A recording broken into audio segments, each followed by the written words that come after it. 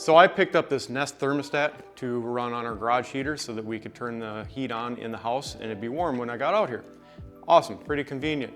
But the problem is you need more than 2 wires, and I only ran a 2-wire thermostat wire for the old thermostat that I had. You need the common wire, so I picked up the 5-wire thermostat wire, reran the wire. So this is just a heads up.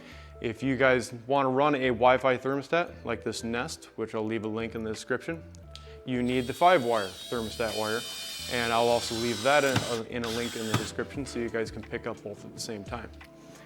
Install was really easy on this and it works perfect. Now I can turn the heat on from inside the house and it's warm when I get out here, so I can do my projects and oil changes or whatnot. So just a heads up, you guys need a 5-wire to run a Wi-Fi thermostat, so better safe than sorry. Just go pick up a 5-wire when you're installing this.